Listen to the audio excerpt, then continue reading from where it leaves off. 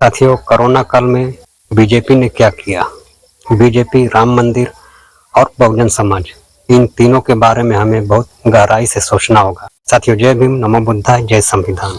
साथियों, भारत के सभी मूल निवासी SC, ST और OBC जो अपने आप को हिंदू मानते हैं, उनके लिए बहुत बड़ी खुशखबरी अखिल भारतीय हिंदू प्रचार संघ की तरफ से तुम्हारी गुलामी का दस्तावेज आज से कई साल पहले से तैयार कर रखा है।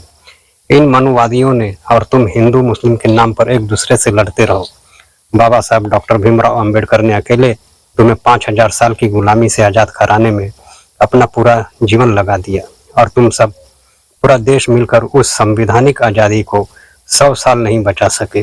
बाबा साहब भी सोचते होंगे, हमने किन मूर्खों को आज़ाद कराने के लिए अपना घर परिवार, अपना पूरा जीवन, अपने 4-4 बच्चों को कुर्बान कर दिया था और सारे हक अधिकार दिलाया था, और वो सब मिलकर अपने मान सम्मान, स्वाभिमान व सर उठाकर जीने वाले हक अधिकारों को नहीं बचा पा रहे हैं।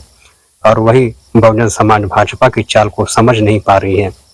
राम मंदिर उद्घाटन में बड़ी संख्या में SC, ST और OBC को ले जाने का फरमान जारी किया गया था भाजपा के द्वारा, लेकिन ये तबका समझ ही नहीं पा रहा है कि जिस मंदिर के लिए बीजेपी बहुजनों का इस्तेमाल कर रही है, क्या इससे उनकी माली हालात ठीक हो जाएगी?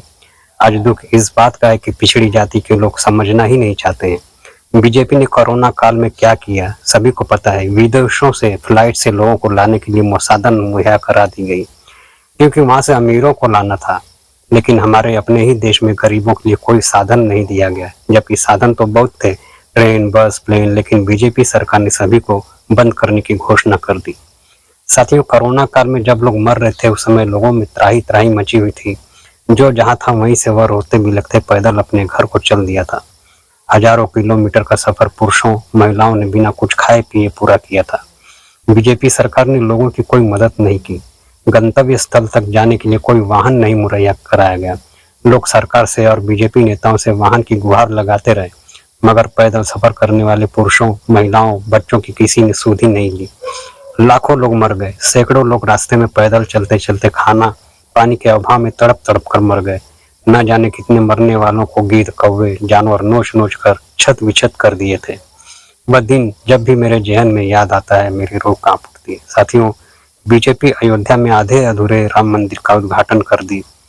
उस दिन बड़े बड़े टीकाधारी, जनेऊधारी, जटाधारी ब्राह्मण सब मिलकर राम मूर्ति के प्राण प्रतिष्ठा किए। ऐसे अवसर पर बीजेपी ने देश भर में अपनी पार्टी की समस्त शाखा इकाइयों को अलर्ट कर निर्देश किया था कि उनके कार्यकर्ता तन मन धन से पूरी ताकत लगाकर निजी मोटर वाहन, ट्रेन आदि से मूल निवासी बहुजन समाज के लोगों को लाखों की संख्या में मंदिर के उद्घाटन कार्यक्रम में लाया जाए।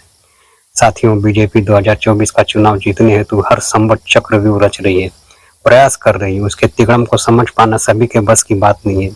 कोरोना काल में इसी बीजेपी की सरकार में लोग तड़प तड़प कर मर रहे थे। वाहन मांगने पर यही सरकार नेता अपने देश के पीड़ितों की गुहार तक नहीं सुनी, ना ही कोई वाहन उपलब्ध कराया।